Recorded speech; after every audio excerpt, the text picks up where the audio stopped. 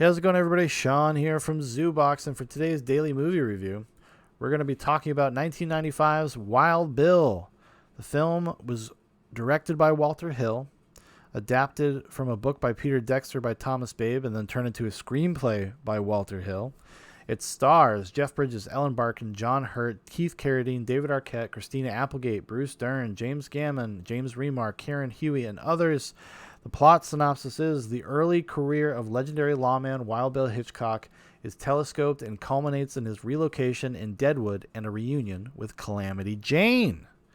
So I've always had a soft spot for this movie. I think most people either kind of dismiss it or don't remember it, honestly. It was like kind of a cable staple for a while. I remember probably when I was a kid, the thing that introduced it to me, probably the reason I saw it so many times was probably HBO or something like that, one of those, cable movie channels.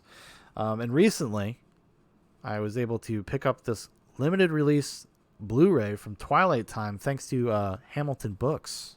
We've talked about Hamilton Books a few times. You should go check it out, hamiltonbooks.com. But Twilight Time does these weird releases where they will literally make like 3,000 copies of a movie, and then once they're done, they're done. And usually they're like $35. I got this for $8. I was pretty stoked. To put Walter Hill's Wild Bill in my collection. Now, if you don't know who Walter Hill is, he's kind of a story director. He's made a few movies that I really love. We'll talk about a few of them. One of them being The Warriors, 48 Hours. What else has he done? Last Man Standing is a fun movie. The one with Bruce Willis from back in the day. Most recently, he did The Assignment, if you've seen The Assignment.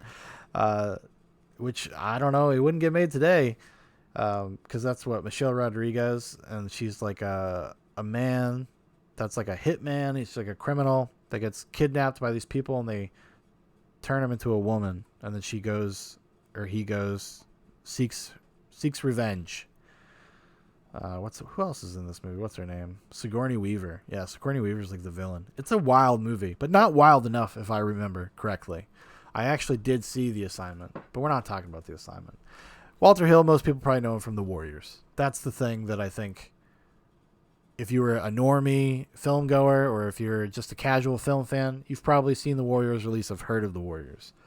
So he's an interesting director. He does have like a workman-like quality to him, but he always picks interesting projects. I think that's probably his strength as a filmmaker. And he was really going for it with Wild Bill. He was really, really trying to do some interesting stuff. There's, different uses of different kinds of film stock. It kind of balances action and comedy and biography. And while I'm not saying that it does it all super successfully at the end of the movie, the moment-to-moment experience watching it is a lot of fun. And a lot of that probably falls on the shoulders of Jeff Bridges. He gives kind of this is the original Jeff Bridges Marble Mouth performance. The kind of thing that he does nowadays, like especially post like True Grit, anytime he needs to have like a character and phone it in, he does that. What did he do? The Seventh Son and what was R.I.P.D. with Ryan Reynolds, which I don't think I ever saw that. I've seen enough scenes from it. Maybe I did see it, actually. I might have actually have seen that. Not a very memorable movie. But anyways, this is kind of where that starts. That performance is kind of birthed in Wild Bill. And he's great in this. He's Jeff Bridges. I mean, he's an affable. He's one of these kind of guys that you just kind of like in everything. Even if you don't like the movie per se, you will like Jeff Bridges. But I think he delivers a pretty nuanced, pretty fun performance. It is a much broader movie than I think a lot of biographies would be. Another reason people don't particularly like Wild Bill, because it takes a ton of liberties with the story of Wild Bill Hitchcock. It is not at all accurate in a lot of ways. I mean, some of it is, but I think Walter Hill was trying to capture the spirit of the legend of Wild Bill and then parse that out with some of the more kind of mundane realities of him.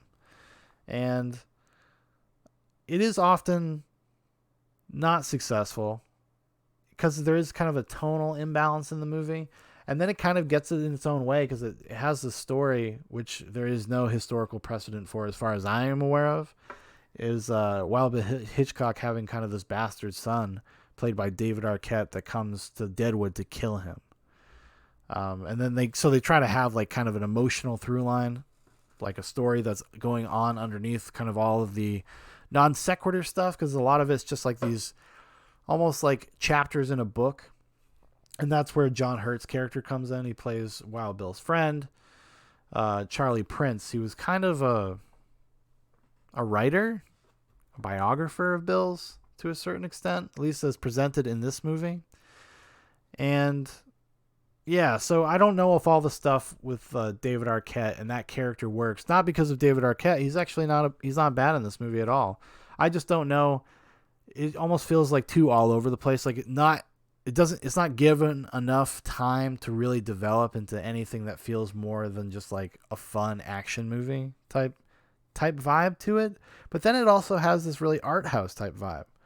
So it kind of goes back and forth and never really feels like it makes a determination about what kind of movie you're watching. Are you watching kind of a more abstract art piece? Are you watching a populist, fun Western? Doesn't really ever feel like it comes to terms with that. But like I said, the moment-to-moment experience of watching it is a ton of fun.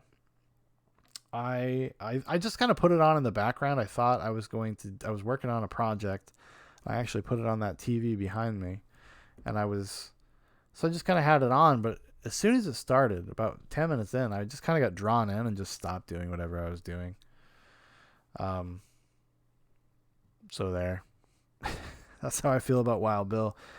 There's not a lot to say about it, to be honest with you. I mean, it is something like if I went and took notes and you really like picked it apart, but I just think it's worth revisiting if you haven't seen it in a long time. Or if you've never seen it, I think you're maybe be pleasantly surprised by how much kind of just superficial fun it is. It worked for me in ways that I was not expecting it to work this time.